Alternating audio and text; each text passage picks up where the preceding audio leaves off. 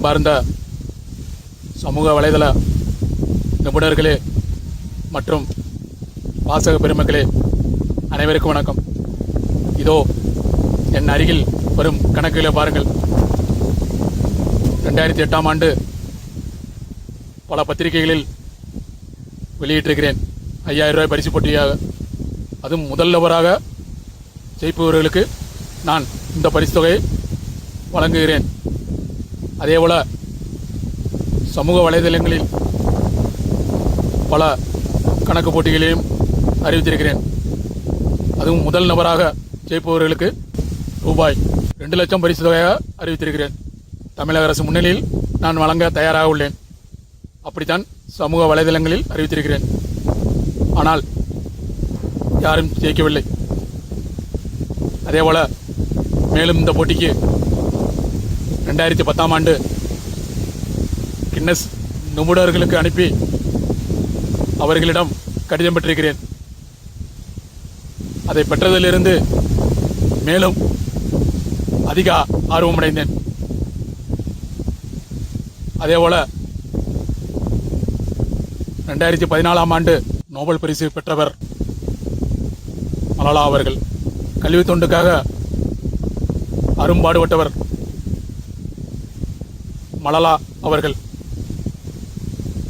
அவர்கள் இந்த போட்டிக்கு என்னிடம் இன்ஸ்டாகிராம் ஸ்டோரியில் சவால் புரிந்தார்.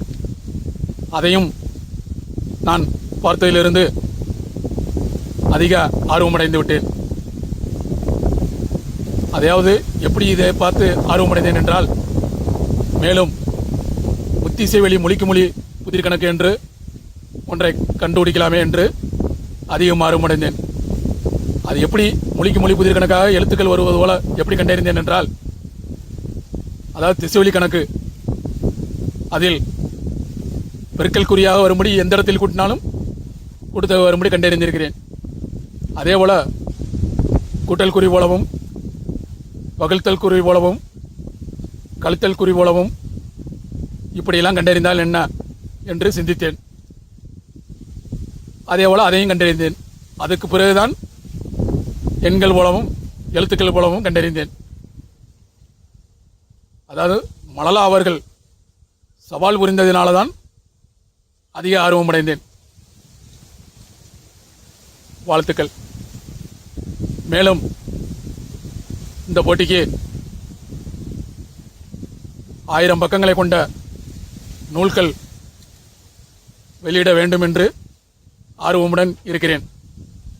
உலக மாணவ மாணவிகளுக்கு அனைவருக்கும் நன்மையாக பயன்பட வேண்டும். அதற்காகத்தான் 500-1000 பக்கங்களை கொண்ட நூல்கள் வெளியிட வேண்டும் என்று ஆர்வமுடன் இருக்கிறேன்.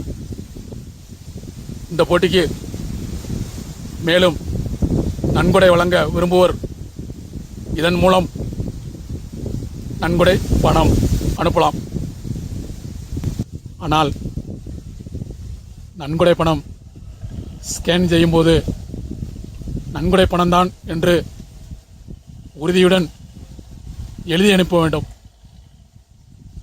அந்த ஸ்கேனுடன் அப்பத்தான் நான் உறுதியாக சேகரிக்க முடியும். அதை நான் அரசிடம் கணக்குகளை தெரிவித்து நான் முகநூல் வெளியிடுவேன், அரசு அனுமதியுடன். நன்றாக புரிந்து கொள்ளுங்கள். இந்த உலகில்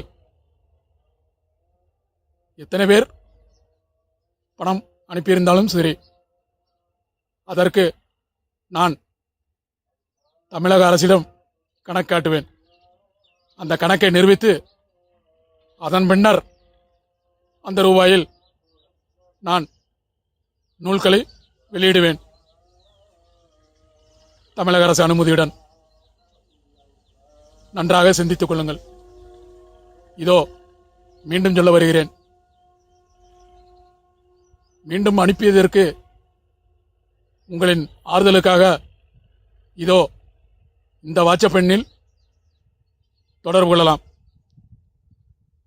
பணம் அனுப்பியதற்கு நீங்கள் அந்த வாட்ஸ்அப்பில் எண்ணில் ஆதாரம் தெரிவிக்க வேண்டும்.